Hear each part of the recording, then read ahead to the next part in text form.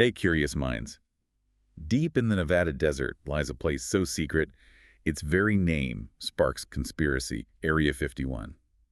But what's really inside? Yeah, that's the big question, isn't it? So in this deep dive, we're going to try and get to the bottom of it, look at the reality behind Area 51. Explore its origins, right? Wow. And the facts that maybe get buried under all the alien stories. Exactly. We want to give you a clearer picture based on, well, the evidence we actually have. And we've got some pretty interesting stuff to work with. Declassified government documents, for starters, that kind of give you a little peek behind the curtain. hmm And historical accounts, too, setting the scene.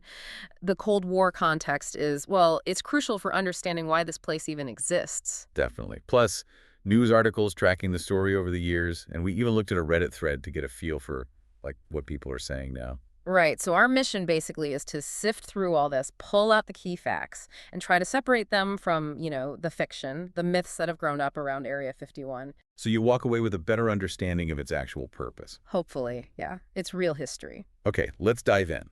Starting right at the beginning, Mm. Area 51. I think it sounds so dramatic, doesn't it? Oh. Like a movie title? But that's just a code name. That's right, yeah. It's a classified designation on maps of the Nevada test site.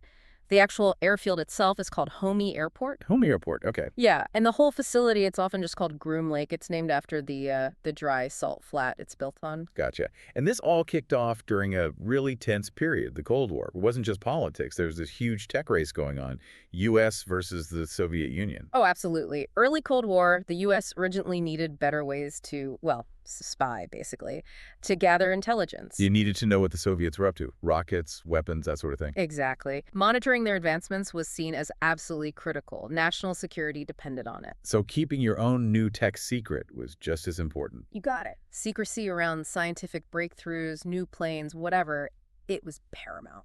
Vital for staying ahead. Okay, so fast forward a bit to the mid-50s. Groom Lake becomes the testing ground for the CIA's U-2 spy plane. And this thing flew, well, incredibly high. Yeah, that's a key point. The U-2 operated above 65,000 feet. Now, you got to remember, back then, commercial airliners, even military planes people knew about, they were way lower, like under 40,000 feet A mostly. huge difference. So imagine you're an airline pilot flying along at dusk maybe, Uh-huh. and you see these shiny things way, way up there, higher than anything should be flying. Exactly. Fiery discs, flying saucers. Oh. That's how they were often described. And because the U-2 was top secret, well, The Air Force couldn't exactly say, oh yeah, that's our spy plane. nope. They had this program, Operation Blue Book, investigating UFO reports. And their official explanations were often, weather phenomena or temperature inversion. Which, if you're an experienced pilot, seeing something solid and metallic reflecting sunlight, that explanation might not cut it. Right. So, ironically, by trying to protect the U-2 secret, their explanations might have actually fueled the alien theories even more. People compared the official story to the classified flight logs later on and saw discrepancies. It creates that vacuum, doesn't it? When the official line doesn't quite add up to what people think they saw, suspicion grows. It really does. Unintended consequences of that necessary secrecy. Speaking of the U-2, there's that amazing story about its first flight. Not exactly planned, was it? No, not at all. It was supposed to be just a high-speed taxi test a few days before the official first flight. The pilot, Tony Levier, Yeah. he was taxiing, gets up to about 70 knots, and whoosh, the plane just lifts off the ground. Just like that. Yep. He said later he had no intentions whatsoever of flying, just total, utter amazement. Wow, so he's suddenly airborne in this top-secret prototype? Yeah. How did he even land it? I bet the runway wasn't exactly marked out yet on the lake bed. It wasn't. He had a tough time on the first try, misjudged the height, touched down a bit sideways, bounced back up. Oof. Very, but he nailed it on the second attempt. Managed to get it down safely, though there was some minor damage to the plane. Incredible. An accidental first flight. Oh. What a start. But obviously, Groom Lake grew way beyond just the U-2. The whole base expanded, right? Oh, yeah, massively.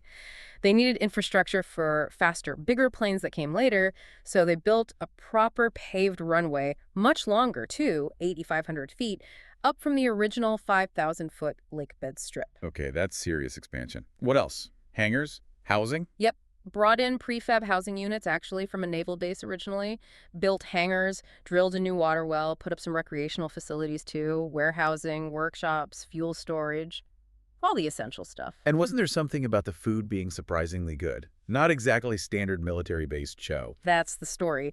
Apparently, in the 60s, the contractors working there ate incredibly well. They supposedly hired chefs straight from Vegas casinos. No way. Yeah, the word was you could get anything, like a steak, day or night. A steak dinner at Area 51. Okay, Ew. that's unexpected. Yeah. But the main focus was always the aircraft development moving on from the U-2. Exactly. The U-2 was just the beginning. Groom Lake became the place for testing the next generations. Think the A-12 ox cart, which was the U-2's successor. Even faster, right? Oh, yeah. And then, of course, the legendary SR-71 Blackbird. Oh, the Blackbird. Mhm. Still looks futuristic today. Designing that must have been a massive challenge. Mach 3, super high altitude. Absolutely immense. Flying consistently over Mach 3.2, up near 85,000 feet, the heat alone was a huge problem. Air friction at those speeds is intense. I read the skin was corrugated, kind of wrinkly. That was because of the heat. Exactly. A smooth skin would have buckled or failed. The corrugated design allowed the titanium skin to expand and contract with the temperature changes without breaking. It actually added strength, too. Titanium. And they had to get that from some unusual places, even during the Cold War. That's one of the wilder stories. Yeah, a lot of the titanium alloy needed for the Blackbird's strength and low radar signature. Yeah. Well, the U.S. didn't have enough domestic supply initially. They had to acquire it through various means, sometimes indirectly, from the Soviet Union itself. Wow. Buying materials from your main adversary to build your top secret spy plane? That's something. What about the fuel? That was special too, right? Very special. JP-7 fuel. It had a super high flash point, so it was really hard to ignite accidentally. Safe, but tricky to start the engines. How did they light it then? They use something called triethylborane, TTB. It ignites spontaneously when it hits the air. That's what causes that signature green flash you see in videos of Blackbird engine starts.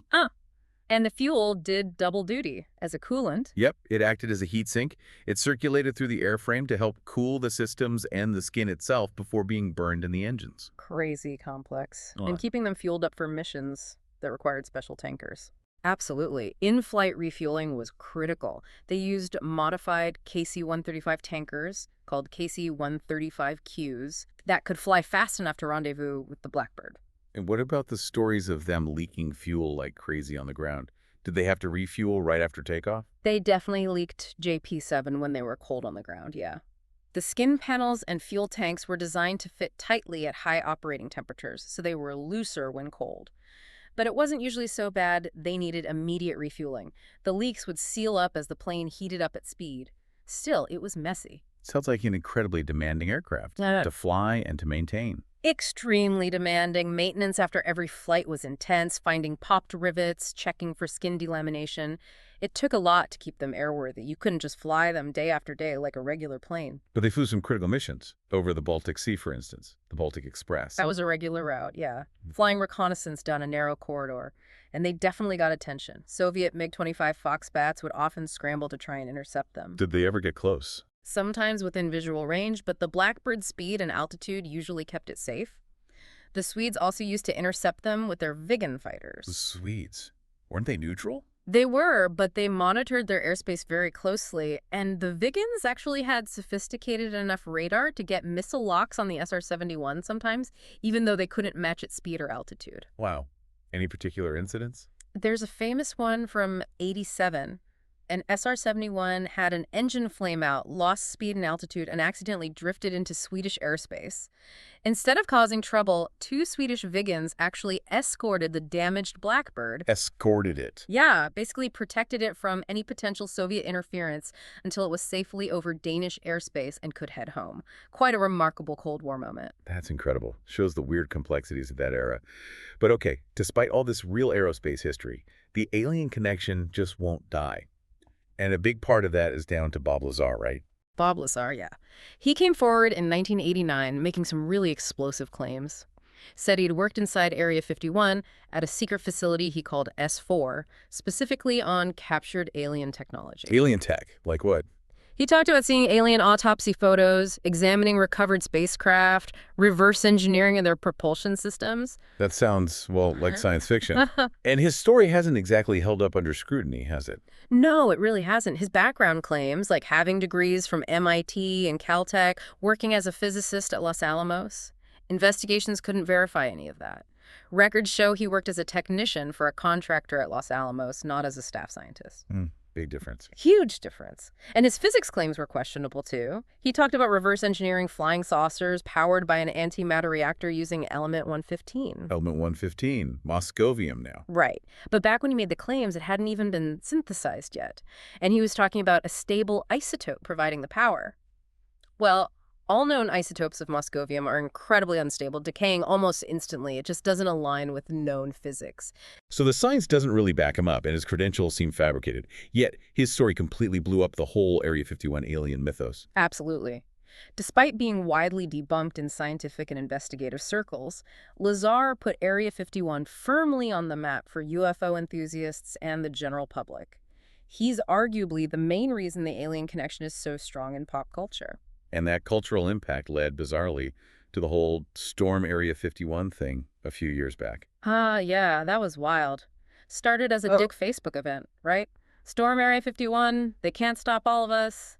The idea was to, nerd or run past the guards and see the aliens. I remember that. It went totally viral. Did people actually show up? Surprisingly, yeah. Around 6,000 people actually traveled out there to the tiny towns near the base. 6,000? Did they try to storm it? Nah, not really. There was no organized attempt to breach security or anything. It turned into more of a weird desert festival, like a mini fire festival for alien fans, as someone put it. So what did they do? Just hang out? Pretty much. There was music, people selling themed merch, drinking alien beer. I think someone set up an axe-throwing booth. It was more bizarre party than coordinated raid. Okay, so less storming, more. Yeah. Strange gathering. Which brings us back to the original point. Why is it still so secret? If it's not aliens, what are they hiding now? Well, the original reason holds true. Testing classified aircraft and surveillance tech. That's always been the core purpose. It was vital during the Cold War, and that need for secrecy around cutting-edge military tech hasn't gone away. Even though we know about the U-2 and the Blackbird now, Yeah. there's still stuff going on. Almost certainly. Governments are always working on the next generation of aircraft, drones, stealth technology, electronic warfare systems. Area 51 provides the secure, isolated environment needed to develop and test that stuff without adversaries knowing about it. And it makes sense, doesn't it? If you did somehow have captured alien technology, would you really keep it at the one place on Earth everyone suspects you have alien technology? Probably not the smartest move, right? It's just too high profile, too scrutinized. You'd likely want somewhere much less obvious, much more deeply buried if such a thing existed. Yeah. We heard from people whose family members worked in places like that, top secret stuff. And the commitment to silence, to security, it was lifelong. That tracks. The culture around these classified projects is intense. It's not just a job, it's a serious national security obligation. You just don't talk, ever. So maybe the truth is a bit more mundane. Advanced aerospace testing is fascinating, sure, but maybe just doesn't capture the imagination quite like flying saucers and little green men. That could definitely be a part of it. The reality, while critically important for defense and technology, might seem less exciting than the alien mythology that's built up over decades. The mystery is often more compelling than the explanation. Maybe the real secret of Area 51 isn't what's inside, but why we were never meant to know. Until then, stay curious.